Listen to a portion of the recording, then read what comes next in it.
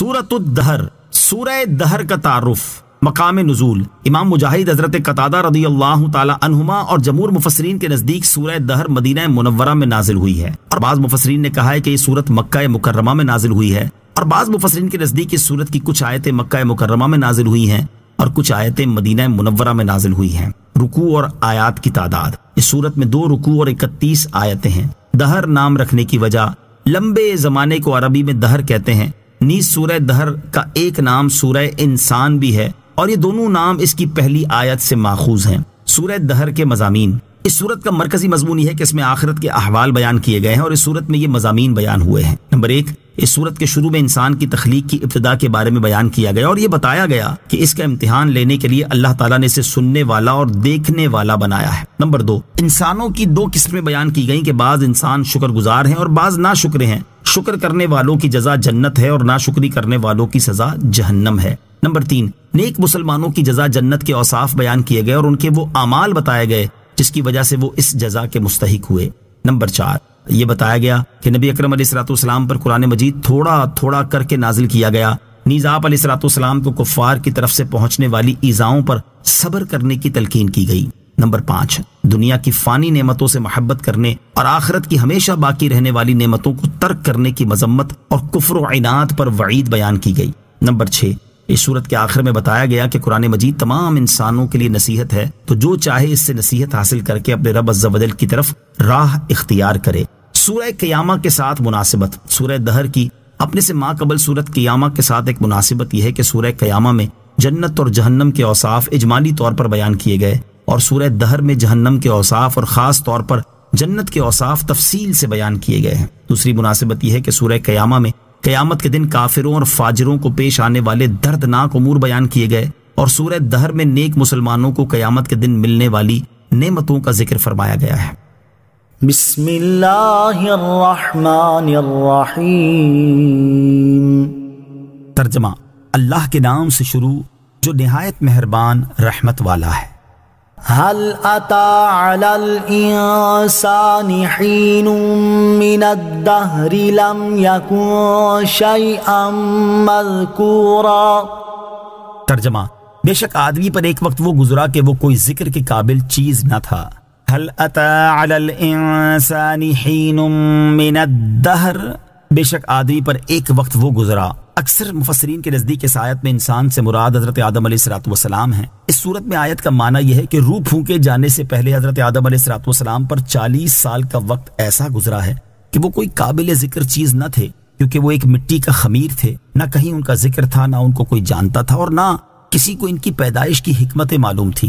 بعض مفسرین کے نزدیک یہاں انسان سے اس کی جنس یعنی حضرت آدم علیہ الصلوۃ والسلام کی اولاد مراد ہے، اور وقت سے اس کے حمل میں رہنے کا زمانہ مراد ہے۔ اس صورت میں آیت کا معنی یہ ہے کہ بے شک ماں کے پیٹ میں آدمی پر ایک وقت وہ گزرا ہے جب وہ کوئی قابل ذکر چیز نہ تھا، کیونکہ وہ پہلے نطفے کی شکل میں تھا، پھر جمع ہوا خون بنا، پھر گوشت کا ٹکڑا بنا، اور اس کی جنس کسی کو معلوم نہ تھی، یہاں تک کہ وہ لوگوں کے درمیان قابل ذکر چیز بن گیا۔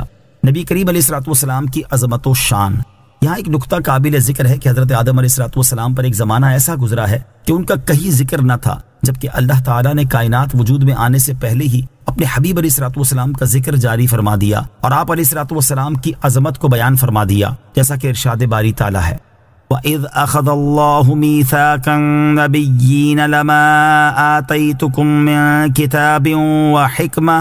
مِّن كِتَابٍ وَحِكْمَةٍ ثُمَّ جَاءَكُمْ رَسُولٌ مُصَدِّقٌ لِّمَا مَعَكُمْ لَتُؤْمِنُنَّ بِهِ وَلَتَنصُرُنَّهُ قَالَ أَأَقْرَرْتُمْ وَأَخَذْتُمْ عَلَى ذَلِكُمْ إِصْرِي قَالُوا أَقْرَرْنَا قَالَ فَاشْهَدُوا وَأَنَا مَعَكُمْ مِنَ الشَّاهِدِينَ۔ ترجمہ، اور یاد کرو جب اللہ نے نبیوں سے وعدہ لیا کہ میں تمہیں کتاب اور حکمت عطا کروں گا، پھر تمہارے پاس وہ عظمت والا رسول تشریف لائے گا جو تمہاری کتابوں کی تصدیق فرمانے والا ہوگا، تو تم ضرور ضرور اس پر ایمان لانا اور ضرور ضرور اس کی مدد کرنا۔ اللہ نے فرمایا، اے انبیاء، کیا تم نے اس حکم کا اقرار کر لیا اور اس اقرار پر میرا بھاری ذمہ لے لیا؟ سب نے عرض کی، ہم نے اقرار کر لیا۔ اللہ نے فرمایا، تو اب ایک دوسرے پر بھی گواہ بن جاؤ اور میں خود بھی تمہارے ساتھ گواہوں میں سے ہوں۔ اور حضرت آدم علیہ السلام نے اپنی پیدائش کے بعد عرش پر نبی کریم صلی اللہ تعالی علیہ وآلہ وسلم کا نام پاک لکھا دیکھا اور آپ علیہ السلام کی عظمت کو پہچان گئے. جیسا کہ حضرت عمر بن خطاب رضی اللہ تعالی عنہ سے روایت ہے، رسول کریم صلی اللہ تعالی علیہ وآلہ وسلم نے ارشاد فرمایا، جب حضرت آدم علیہ السلام سے لغزش سرزد ہوئی تو انہوں نے عرش کی طرف اپنا سر اٹھایا اور عرض کی، اے اللہ، میں محمد کے وسیلے سے سوال کرتا ہوں کہ تو میری مغفرت فرما دے. اللہ تعالیٰ نے حضرت آدم علیہ السلام کی طرف وحی فرمائی کہ محمد کون ہے؟ حضرت آدم علیہ السلام نے عرض کی، اے اللہ عز و جل، تیرا نام برکت والا ہے. جب تو نے مجھے پیدا کیا تو میں نے سر اٹھا کر تیرے عرش کی طرف دیکھا تو اس میں لکھا ہوا تھا، لا الہ الا اللہ محمد الرسول اللہ. تو میں نے جان لیا کہ تیری بارگاہ میں اس شخص سے زیادہ کسی کا مرتبہ اور مقام نہ ہوگا جس کا نام تو نے اپنے نام کے ساتھ لکھا ہے. اللہ تعالیٰ نے حضرت آدم علیہ السلام کی طرف وحی فرمائی، اے آدم، یہ تیری اولاد میں سے سب سے آخری نبی ہیں اور ان کی امت تمہاری اولاد کی امتوں میں سے سب سے آخری امت ہے، اور اگر وہ نہ ہوتے تو اے آدم میں تمہیں بھی پیدا نہ کرتا. اور دنیا میں تشریف آوری سے صدیوں پہلے حضرت عیسیٰ علیہ السلام نے آپ کی آمد کی بشارت دی، حتیٰ کہ آپ کا نام تک بتا دیا، جیسا کہ سورہ صف میں ہے، وَإِذْ قَالَ عِيسَى ابْنُ مَرْيَمَ يَا بَنِي إِسْرَائِيلَ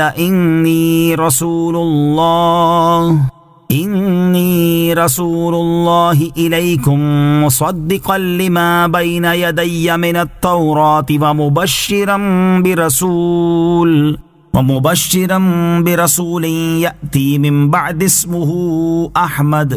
اور یاد کرو جب عیسیٰ بن مریم نے فرمایا، اے بنی اسرائیل، میں تمہاری طرف اللہ کا رسول ہوں، اپنے سے پہلی کتاب تورات کی تصدیق کرنے والا ہوں اور اس عظیم رسول کی بشارت دینے والا ہوں جو میرے بعد تشریف لائیں گے، ان کا نام احمد ہے. اس سے معلوم ہوا کہ اللہ تعالیٰ کی بارگاہ میں تاجدار رسالت صلی اللہ تعالیٰ علیہ وسلم کا مقام و مرتبہ سب سے بلند ہے. اِنَّا خَلَقْنَا الْإِنسَانَ مِن نُطْفَةٍ أَمْشَاجٍ نَبْتَلِيهِ فَجَعَلْنَاهُ سَمِيعًا بَصِيرًا اِنَّا هَدَيْنَاهُ السَّبِيلَ إِمَّا شَاكِرًا وَإِمَّا كَفُورًا. ترجمہ: بے شک ہم نے آدمی کو ملی ہوئی منی سے پیدا کیا تاکہ ہم اس کا امتحان لیں، تو ہم نے اسے سننے والا، دیکھنے والا بنا دیا. بے شک ہم نے اسے راستہ دکھا دیا، اب یا شکر گزار ہے اور یا ناشکری کرنے والا ہے. اِنَّا خَلَقْنَا الْإِنسَانَ مِن نُطْفَةٍ أَمْشَاجٍ.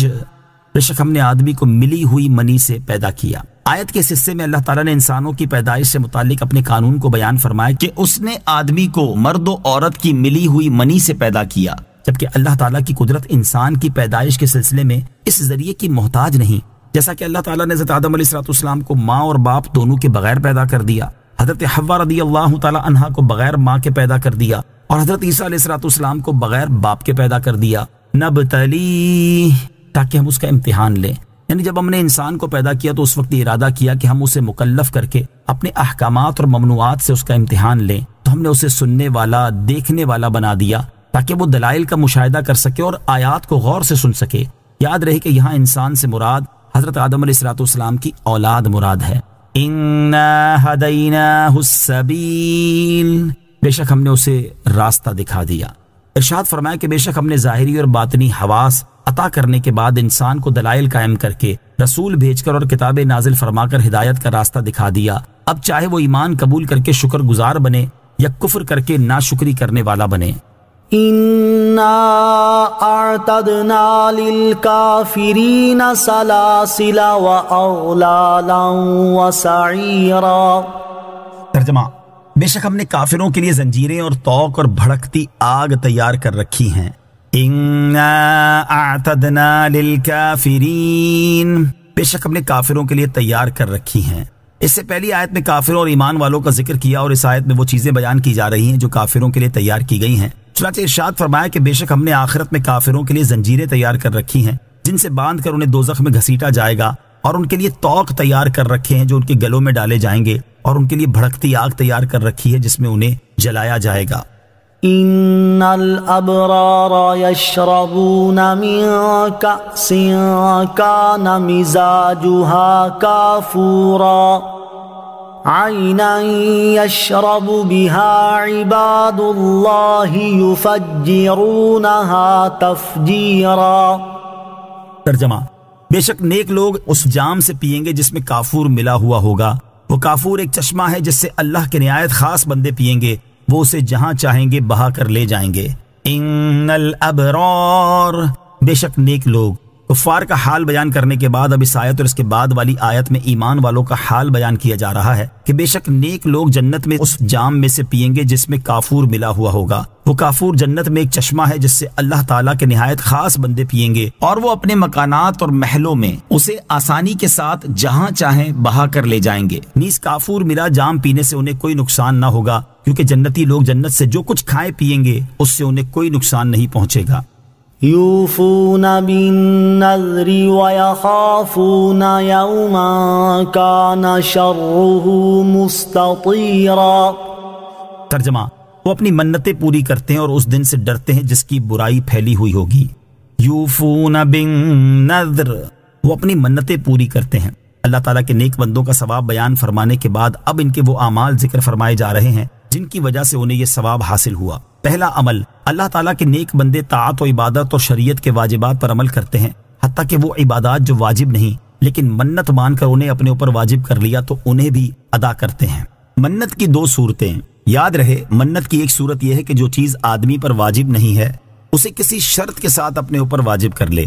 اس کا حکم یہ ہے کہ اگر ایسے کام کی شرط لگائی جس کے ہو جانے کی خواہش ہے، مثلا یوں کہا کہ اگر میرا مریض اچھا ہو گیا یا میرا مسافر خیریت سے واپس آ گیا تو میں راہ خدا میں اس قدر صدقہ کروں گا یا اتنی رکعت نماز پڑھوں گا یا اتنے روزے رکھوں گا، تو اس صورت میں جب وہ کام ہو گیا تو اتنی مقدار صدقہ کرنا اور اتنی رکعت نماز پڑھنا اور اتنے روزے رکھنا ضروری ہے۔ اس میں ایسا نہیں ہو سکتا کہ وہ کام نہ کرے اور منت کا کفارہ دے دے۔ اور اگر منت میں ایسے کام کی شرط لگائی جس کا ہونا نہیں چاہتا، مثلا یوں کہا کہ اگر میں تم سے بات کروں یا تمہارے گھر آؤں تو مجھ پر اتنے روزے ہیں، اس صورت میں اگر شرط پائی گئی یعنی اس سے بات کر لی یا اس کے گھر چلا گیا تو اب اسے اختیار ہے کہ جتنے روزے کہے تھے وہ رکھ لے یا کفارہ دے دے۔ منت کی دوسری صورت یہ ہے کہ کسی شرط کا ذکر کیے بغیر اپنے اوپر وہ چیز واجب کر لے جو واجب نہیں ہے، مثلا یوں کہے کہ میں نے اتنے روزوں کی منت مانی، یا اس طرح کہے کہ میں اللہ تعالیٰ کے لیے اتنے روزے رکھوں گا۔ اس کا حکم یہ ہے کہ جس چیز کی منت مانی وہ کرنا ضروری ہے، اس کے بدلے کفارہ نہیں دے سکتا۔ نوٹ: منت کے مسائل کے بارے میں تفصیلی معلومات حاصل کرنے کے لیے بحر شریعت جلد نمبر 2 حصہ 9 سے منت کا بیان مطالعہ فرمائیں۔ دوسرا عمل، اللہ تعالیٰ کے نیک بندے اس دن سے ڈرتے ہیں جس کی شدت اور سختی پھیلی ہوئی ہوگی۔ حضرت قتادہ رحمۃ اللہ تعالی فرماتے ہیں کہ اس دن کی شدت اس قدر پھیلی ہوئی ہوگی کہ آسمان پھٹ جائیں گے، ستارے گر پڑیں گے، چاند سورج بے نور ہو جائیں گے، پہاڑ ریزہ ریزہ ہو جائیں گے اور زمین پر کوئی عمارت باقی نہ رہے گی۔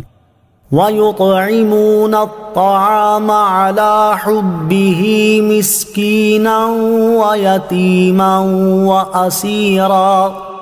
ترجمہ، اور وہ اللہ کی محبت میں مسکین اور یتیم اور قیدی کو کھانا کھلاتے ہیں۔ وَيُطْعِمُونَ الطَّعَامَ عَلَى حُبِّهِ، اور وہ اللہ کی محبت میں کھانا کھلاتے ہیں۔ اس آیت کا ایک معنی یہ ہے کہ اللہ تعالیٰ کے نیک بندے ایسی حالت میں بھی مسکین، یتیم اور قیدی کو کھانا کھلاتے ہیں جبکہ خود انہیں کھانے کی حاجت اور خواہش ہوتی ہے۔ دوسرا معنی یہ ہے کہ اللہ تعالیٰ کے نیک بندے مسکین، یتیم اور قیدی کو اللہ تعالیٰ کی محبت میں اور اس کی رضا حاصل کرنے کے لیے کھانا کھلاتے ہیں۔ مسکین اور یتیم کو کھانا کھلانے کی اہمیت، یاد رہے کہ مسکین اسے کہتے ہیں جس کے پاس کچھ نہ ہو، یہاں تک کہ وہ کھانے اور بدن چھپانے کے لیے اس بات کا محتاج ہے کہ لوگوں سے سوال کرے، اور یتیم اس نابالغ بچے کو کہتے ہیں جس کا باپ فوت ہو چکا ہو۔ مسکین اور یتیم کو کھانا کھلانے کی اہمیت کیا ہے، اس کا اندازہ ان آیات سے لگایا جا سکتا ہے۔ چنانچہ اللہ تعالیٰ ارشاد فرماتا ہے: أَرَأَيْتَ الَّذِي يُكَذِّبُ بِالدِّينِ فَذَلِكَ الَّذِي يَدُعُّ الْيَتِيمَ وَلَا يَحُضُّ عَلَى طَعَامِ الْمِسْكِينِ۔ ترجمہ، کیا تم نے اس شخص کو دیکھا جو دین کو جھٹلاتا ہے؟ پھر وہ ایسا ہے جو یتیم کو دھکے دیتا ہے اور مسکین کو کھانا دینے کی ترغیب نہیں دیتا۔ اور ارشاد فرمایا: فَأَمَّا الْإِنسَانُ إِذَا مَا ابْتَلَاهُ رَبُّهُ فَأَكْرَمَهُ وَنَعَّمَهُ فَيَقُولُ رَبِّي أَكْرَمَنِ وَأَمَّا إِذَا مَا ابْتَلَاهُ فَقَدَرَ عَلَيْهِ رِزْقَهُ فَيَقُولُ رَبِّي أَهَانَنِ كَلَّا بَل لَّا تُكْرِمُونَ الْيَتِيمَ وَلَا تَحَاضُّونَ عَلَى طَعَامِ الْمِسْكِينِ۔ ترجمہ، تو بہرحال آدمی کو جب اس کا رب آزمائے کہ اس کو عزت اور نعمت دے تو اس وقت وہ کہتا ہے کہ میرے رب نے مجھے عزت دی، اور بہرحال جب اللہ عز و جل بندے کو آزمائے اور اس کا رزق اس پر تنگ کر دے تو کہتا ہے کہ میرے رب نے مجھے ذلیل کر دیا۔ ہرگز نہیں، بلکہ تم یتیم کی عزت نہیں کرتے اور تم ایک دوسرے کو مسکین کے کھلانے کی ترغیب نہیں دیتے۔ اور ارشاد فرمایا فَلَقْتَحَمَ الْعَقَبَةَ وَمَا أَدْرَاكَ مَا الْعَقَبَةُ فَكُّ رَقَبَةٍ أَوْ إِطْعَامٌ فِي يَوْمٍ ذِي مَسْغَبَةٍ يَتِيمًا ذَا مَقْرَبَةٍ أَوْ مِسْكِينًا ذَا مَتْرَبَةٍ۔ ترجمہ، پھر بغیر سوچے سمجھے کیوں نہ گھاٹی میں کود پڑا، اور تجھے کیا معلوم کہ وہ گھاٹی کیا ہے؟ کسی بندے کی گردن چھڑانا یا بھوک کے دن میں کھانا دینا، رشتہ دار یتیم کو یا خاک نشین مسکین کو۔ انما نطعمكم لوجه الله لا نريد منكم جزاء ولا شكورا انا نخاف من ربنا يوما عبوسا قمطريرا۔ ترجمہ، ہم تمہیں خاص اللہ کی رضا کے لیے کھانا کھلاتے ہیں، ہم تم سے نہ کوئی بدلہ چاہتے ہیں اور نہ شکریہ، بے شک ہمیں اپنے رب سے ایک ایسے دن کا ڈر ہے جو بہت ترش نہایت سخت ہے۔ انما نطعمکم لوجہ اللہ، ہم تمہیں خاص اللہ کی رضا کے لیے کھانا کھلاتے ہیں۔ اس آیت اور اس کے بعد والی آیت میں فرمایا کہ اللہ تعالیٰ کے نیک بندے ان سے کہتے ہیں کہ ہم تمہیں خاص اس غرض سے کھانا کھلاتے ہیں تاکہ ہمیں اللہ تعالیٰ کی رضا حاصل ہو، اور ہم تم سے کوئی بدلہ یا شکر گزاری نہیں چاہتے، اور اس غرض سے کھانا کھلاتے ہیں کہ بے شک ہمیں اپنے رب عز و جل سے ایک ایسے دن کا ڈر ہے جس میں کافروں کے چہرے نہایت سخت بگڑے ہوئے ہوں گے، لہٰذا ہم اپنے عمل کی جزا یا شکر گزاری تم سے نہیں چاہتے، بلکہ ہم نے یہ عمل اس لیے کیا ہے تاکہ ہم اس دن خوف سے امن میں رہیں۔ کسی کے ساتھ بھلائی کرنے سے مقصود اللہ تعالیٰ کی رضا حاصل کرنا ہو۔ اس سے معلوم ہوا کہ صرف اللہ تعالیٰ کی رضا حاصل کرنے کے لیے کسی کے ساتھ بھلائی کرنی چاہیے، لوگوں کو دکھانا، اپنی واہ واہ چاہنا اور جس کے ساتھ بھلائی کی اس پر احسان جتانا یا اس کی طرف سے کوئی بدلہ حاصل کرنا مقصود نہ ہو۔ ایک اور مقام پر اللہ تعالیٰ ارشاد فرماتا ہے یا ایھا الذین آمنوا لا تبطلوا صدقاتکم بالمن والأذى كالذي ينفق ماله رئاء الناس۔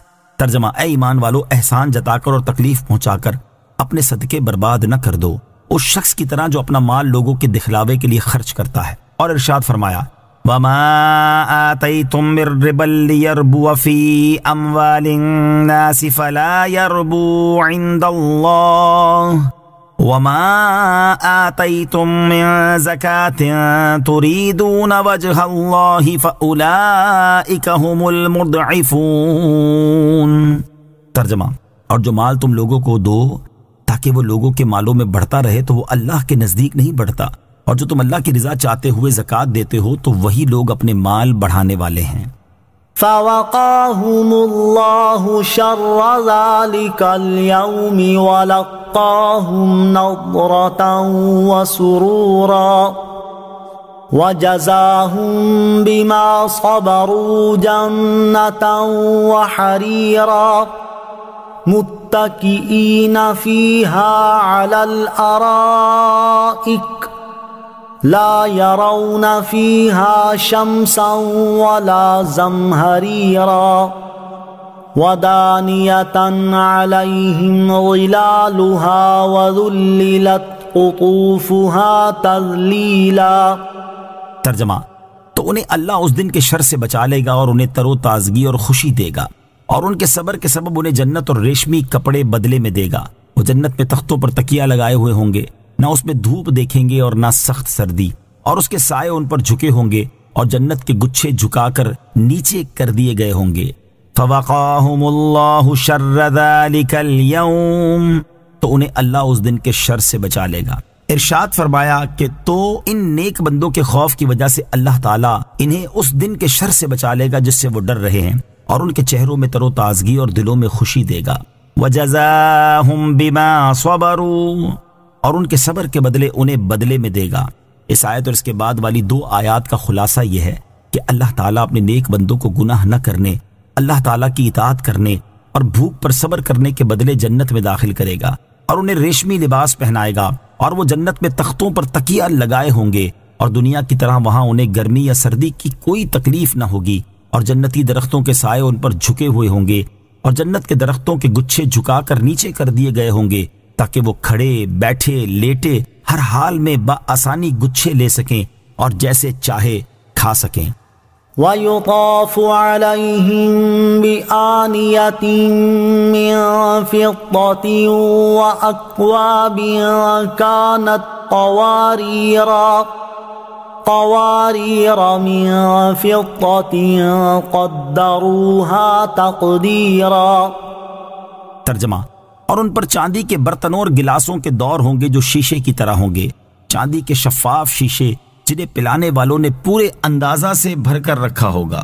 وَيُطَافُ عَلَيْهِمْ بِآنِيَةٍ مِّن فِضَّةٍ وَأَكْوَابٍ، اور ان پر چاندی کے برتنوں اور گلاسوں کے دور ہوں گے۔ اس آیت اور اس کے بعد والی آیت کا خلاصہ یہ ہے کہ ان نیک بندوں پر چاندی کے برتنوں اور گلاسوں میں جنتی شراب کے دور ہوں گے، اور وہ برتن چاندی کے رنگ اور اس کے حسن کے ساتھ شیشے کی طرح صاف شفاف ہوں گے، اور ان میں جو چیز پی جائے گی وہ باہر سے نظر آئے گی، اور ان برتنوں کو پلانے والوں نے پورے اندازے سے بھر کر رکھا ہوگا کہ پینے والوں کی رغبت کی مقدار نہ اس سے کم ہوگی اور نہ زیادہ۔ وَيُسْقَوْنَ فِيهَا كَأْسًا كَانَ مِزَاجُهَا زَنجَبِيلًا عَيْنًا فِيهَا تُسَمَّى سَلْسَبِيلًا۔ ترجمہ، اور جنت میں انہیں ایسے جام پلائے جائیں گے جس میں زنجبیل ملا ہوا ہوگا۔ زنجبیل جنت میں ایک چشمہ ہے جس کا نام سلسبیل رکھا جاتا ہے۔ وَيُسْقَوْنَ فِيهَا كَأْسًا، اور جنت میں انہیں ایسے جام پلائے جائیں گے۔ اس آیت اور اس کے بعد والی آیت کا خلاصہ یہ ہے کہ جنت میں ان نیک بندوں کو پاکیزہ شراب کے ایسے جام پلائے جائیں گے جن میں زنجبیل یعنی ایسا پانی ملا ہوا ہوگا جو ذائقے بے ادرک کی طرح ہوگا، اور اس کے ملنے کی وجہ سے شراب کی لذت اور زیادہ ہو جائے گی۔ اور زنجبیل جنت میں ایک چشمہ ہے جسے جنتی فرشتے سلسبیل کہتے ہیں، کیونکہ اس کا پانی رواں اور آسانی سے حلق میں اتر جانے والا ہے۔ یاد رہے کہ اللہ تعالیٰ کے مقرب بندے خالص اسی چشمے سے پئیں گے، جبکہ ان سے کم درجے والے نیک بندوں کی شرابوں میں اس چشمے کا پانی ملایا جائے گا، اور یہ چشمہ عرش کے نیچے سے جنت عدن سے ہوتا ہوا تمام جنتوں میں گزرتا ہے۔ وَيَطُوفُ عَلَيْهِمْ وِلْدَانٌ مُخَلَّدُونَ إِذَا رَأَيْتَهُمْ حَسِبْتَهُمْ لُؤْلُؤًا مَّنثُورًا۔ ترجمہ، اور ان کے آس پاس ہمیشہ رہنے والے لڑکے خدمت کے لیے پھریں گے، جب تو انہیں دیکھے گا تو تو انہیں بکھرے ہوئے موتی سمجھے گا۔ وَيَطُوفُ عَلَيْهِمْ بِلْدَانٌ مُخَلَّدُونَ، اور ان کے آس پاس ہمیشہ رہنے والے لڑکے پھریں گے۔ ارشاد فرمایا کہ اور ان نیک بندوں کے آس پاس ہمیشہ رہنے والے لڑکے خدمت کے لیے پھریں گے۔ وہ لڑکے نہ کبھی مریں گے، نہ بوڑھے ہوں گے، نہ ان میں کوئی تبدیلی آئے گی، اور نہ وہ خدمت کرنے سے اکتائیں گے، اور ان کے حسن کا یہ عالم ہوگا کہ جب تو انہیں دیکھے گا تو تو انہیں ایسے سمجھے گا جس طرح صاف شفاف فرش پر چمکیلے موتی بکھرے ہوئے ہوں۔ اس حسن اور پاکیزگی کے ساتھ جنتی لڑکے خدمت میں مشغول ہوں گے۔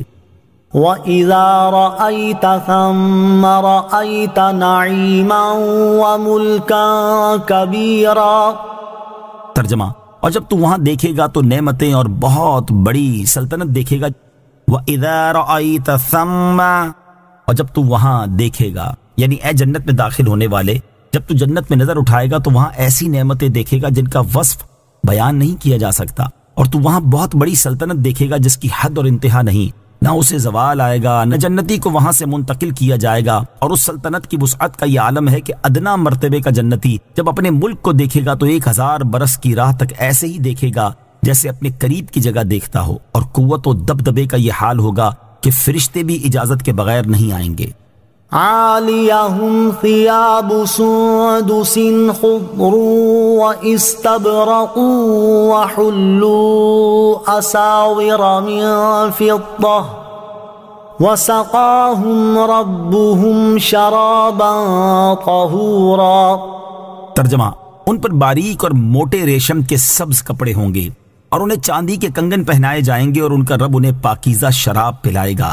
عالیہم، ان پر ہیں، یعنی ان جنتیوں کے بدن پر باریک اور موٹے ریشم کے سبز کپڑے ہوں گے، اور انہیں چاندی کے بھی کنگن پہنائے جائیں گے، اور ان کا رب عز و جل انہیں پاکیزہ شراب پلائے گا جو کہ انتہائی پاک صاف ہوگی، نہ اسے کسی کا ہاتھ لگا ہوگا، نہ کسی نے اسے چھوا ہوگا، اور نہ وہ پینے کے بعد دنیا کی شراب کی طرح جسم کے اندر سڑ کر پیشاب بنے گی، بلکہ اس شراب کی صفائی کا یہ عالم ہے کہ جسم کے اندر اتر کر پاکیزہ خوشبو بن کر جسم سے نکلتی ہے، اور جنت میں رہنے والوں کو کھانے کے بعد شراب پیش کی جائے گی، اسے پینے سے ان کے پیٹ صاف ہو جائیں گے، اور جو کچھ انہوں نے کھایا ہوگا وہ پاکیزہ خوشبو بن کر ان کے جسموں سے نکلے گا، اور ان کی خواہشیں اور رغبتیں پھر تازہ ہو جائیں گی۔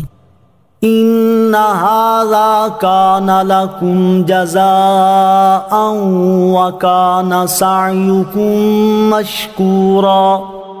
ترجمہ، ان سے فرمایا جائے گا بے شک یہ تمہارے لیے صلہ ہے اور تمہاری محنت کی قدر کی گئی ہے۔ ان هذا كان لكم جزاء، بے شک یہ تمہارے لیے صلہ ہے۔ جب جنت میں داخل ہونے کے بعد جنتی اس کی نعمتوں کا مشاہدہ کریں گے تو ان سے فرمایا جائے گا بے شک یہ نعمتیں اللہ تعالیٰ کی طرف سے تمہاری اطاعت اور فرما برداری کا صلہ ہے، اور تمہاری محنت کی قدر کی گئی ہے کہ تم سے تمہارا رب راضی ہوا اور اس نے تمہیں ثواب عظیم عطا فرمایا۔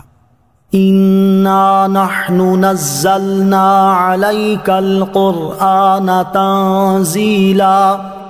ترجمہ، اے حبیب بے شک ہم نے تم پر تھوڑا تھوڑا کر کے قرآن اتارا۔ انا نحن نزلنا عليك القرآن تنزیلا، بے شک ہم نے تم پر تھوڑا تھوڑا کر کے قرآن اتارا۔ اے پیارے حبیب علیہ الصلوۃ والسلام، ہم نے آپ پر ایک ہی مرتبہ پورا قرآن نازل نہیں کیا بلکہ آیت آیت کر کے تھوڑا تھوڑا نازل کیا، اور اس میں اللہ تعالیٰ کی بڑی حکمتیں ہیں۔ اس سے مقصود حضور علیہ الصلوۃ والسلام کے دل کو تقویت دینا ہے۔ گویا کہ اللہ تعالیٰ نے ارشاد فرمایا، اے پیارے حبیب صلی اللہ تعالیٰ علیہ وسلم، یہ کافر اگرچہ قرآن کو کہانت اور جادو کہتے ہیں، لیکن میں تاکید کے ساتھ فرماتا ہوں کہ یہ قرآن میری طرف سے وحی ہے، حق ہے، اور ہم نے اسے تھوڑا تھوڑا کر کے نازل کیا ہے، لہٰذا آپ کافروں کی تانا زنی سے دل برداشتہ نہ ہو، کیونکہ آپ سچے نبی ہیں۔ فاصبر لحكم ربك ولا تطع منهم آثما او كفورا۔ ترجمہ، تو اپنے رب کے حکم پر ڈٹے رہو اور ان میں کسی گناہگار یا ناشکری کرنے والے کی بات نہ سنو۔ فاصبر لحکم ربک، تو اپنے رب کے حکم پر ڈٹے رہو۔ شان نزول، عتبہ بن ربیعہ اور ولید بن مغیرہ یہ دونوں نبی کریم علیہ الصلوۃ والسلام کے پاس آئے اور کہنے لگے کہ اگر آپ عورتیں اور مال حاصل کرنے کے لیے اپنے دین کی تبلیغ کر رہے ہیں تو اس کام سے باز آئیے۔ اور عتبہ نے کہا کہ اگر آپ ایسا کریں گے تو میں اپنی بیٹی سے آپ کی شادی کر دوں گا اور مہر کے بغیر آپ کی خدمت میں حاضر کر دوں گا۔ اور ولید نے کہا کہ میں آپ کو اتنا مال دے دوں گا کہ آپ راضی ہو جائیں گے۔ اس پر یہ آیت نازل ہوئی اور اللہ تعالیٰ نے اپنے حبیب علیہ الصلوۃ والسلام سے ارشاد فرمایا، اے پیارے حبیب صلی اللہ تعالیٰ علیہ وآلہ وسلم، آپ رسالت کی تبلیغ فرما کر اور اس میں مشقتیں اٹھا کر اور دین کے دشمنوں کی ایذائیں برداشت کر کے اپنے رب عز و جل کے حکم پر ڈٹے رہیں اور ان میں کسی گناہگار یا ناشکری کرنے والے کی بات نہ سنیں۔ وَاذْكُرِ اسْمَ رَبِّكَ بُكْرَةً وَأَصِيلًا وَمِنَ اللَّيْلِ فَاسْجُدْ لَهُ وَسَبِّحْهُ لَيْلًا طَوِيلًا۔ ترجمہ، اور صبح و شام اپنے رب کا نام یاد کرو اور رات کے کچھ حصے میں اسے سجدہ کرو اور لمبی رات میں اس کی پاکی بیان کرو۔ وَاذْكُرِ اسْمَ رَبِّكَ بُكْرَةً وَأَصِيلًا، اور صبح و شام اپنے رب کا نام یاد کرو۔ اس آیت اور اس کے بعد والی آیت کا خلاصہ یہ ہے کہ بعض مفسرین کے نزدیک یہاں ذکر سے نماز مراد ہے، چنانچہ صبح کے ذکر سے نماز فجر اور شام کے ذکر سے ظہر اور عصر کی نمازیں مراد ہیں، جبکہ رات کے کچھ حصے میں سجدہ کرنے سے مراد یہ ہے کہ مغرب اور عشاء کی نمازیں پڑھیں، اور باقی لمبی رات میں اللہ تعالیٰ کی پاکی بیان کرنے سے مراد یہ ہے کہ فرائض کی ادائیگی کے بعد نوافل پڑھتے رہیں۔ یوں اس میں تہجد کی نماز بھی شامل ہو گئی، اور بعض مفسرین نے فرمایا ہے کہ یہاں ذکر سے مراد زبان سے ذکر کرنا ہے، اور مقصود یہ ہے کہ دن رات کے تمام اوقات میں دل اور زبان سے اللہ تعالیٰ کے ذکر میں مشغول رہیں۔ ان هؤلاء يحبون العاجلة ويذرون وراءهم يوما ثقيلا۔ ترجمہ، بے شک یہ لوگ جلد جانے والی سے محبت کرتے ہیں اور اپنے آگے ایک بھاری دن کو چھوڑ بیٹھے ہیں۔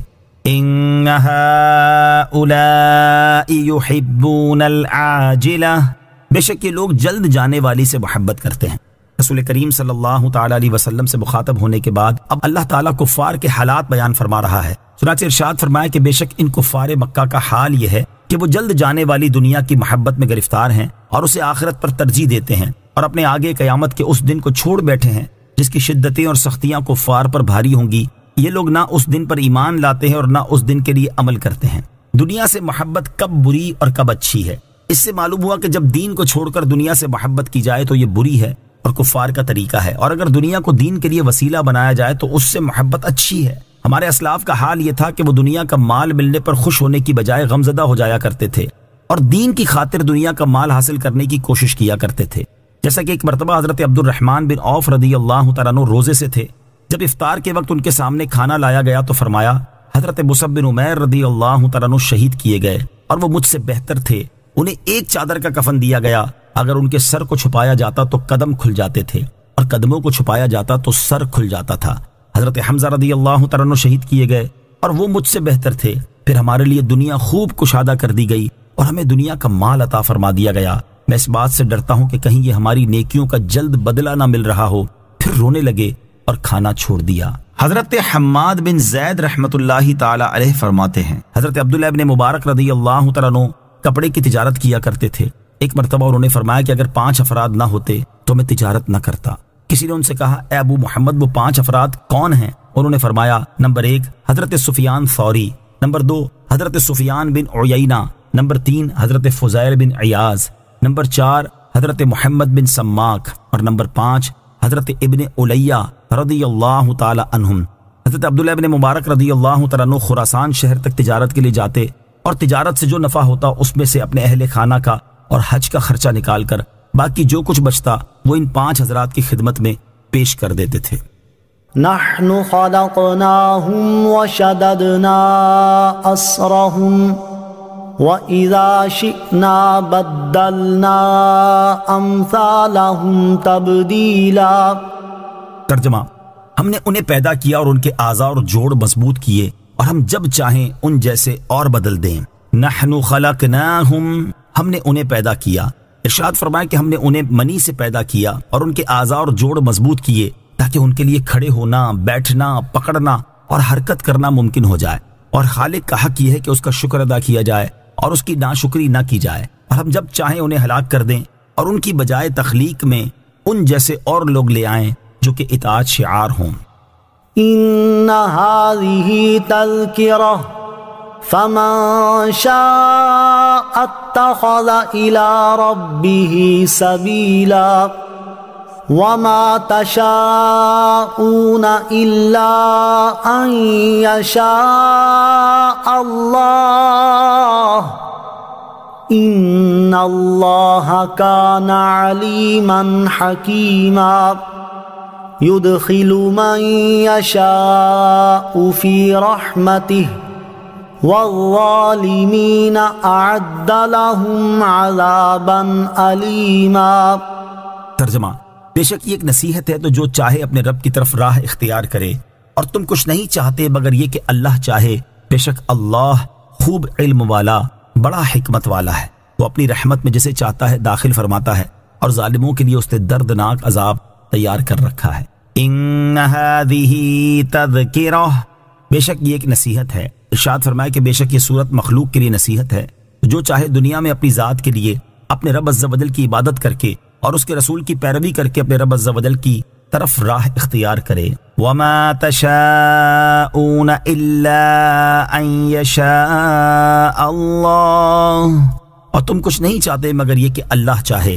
ارشاد فرمایا کہ تم کچھ نہیں چاہتے مگر تبھی کچھ ہوتا ہے جبکہ اللہ تعالیٰ چاہے، کیونکہ جو کچھ ہوتا ہے اسی کی مشیت سے ہوتا ہے۔ بے شک وہ اپنی مخلوق کے احوال جانتا ہے اور انہیں پیدا کرنے میں حکمت والا ہے۔ آیت وَمَا تَشَاءُونَ إِلَّا أَن يَشَاءَ اللَّهُ سے معلوم ہونے والے مسائل۔ اس آیت سے 2 مسئلے معلوم ہوئے۔ نمبر 1، انسان پتھر کی طرح بے اختیار نہیں بلکہ اسے اختیار اور ارادہ ملا ہے۔ نمبر 2، انسان اپنے ارادے میں بالکل مستقل اور اللہ تعالیٰ سے بے نیاز نہیں بلکہ اس کا ارادہ اللہ تعالیٰ کے ارادے کے ماتحت ہے، لہٰذا انسان مختار مطلق نہیں، اسی عقیدے پر ایمان کا مدار ہے۔ یدخل من یشاء فی رحمتہ، وہ اپنی رحمت میں جسے چاہتا ہے داخل فرماتا ہے، یعنی اللہ تعالیٰ جسے چاہتا ہے اسے اپنے فضل و احسان سے ایمان عطا فرما کر اپنی جنت میں داخل فرماتا ہے، اور کافروں کے لیے اس نے دردناک عذاب تیار کر رکھا ہے، اور وہ ظالم اس لیے ہیں کہ انہوں نے اللہ تعالیٰ کی عبادت کرنے کی بجائے بتوں وغیرہ کی عبادت کر کے اپنی جانوں پر ظلم کیا ہے۔ آمنت باللہ صدق اللہ العظیم.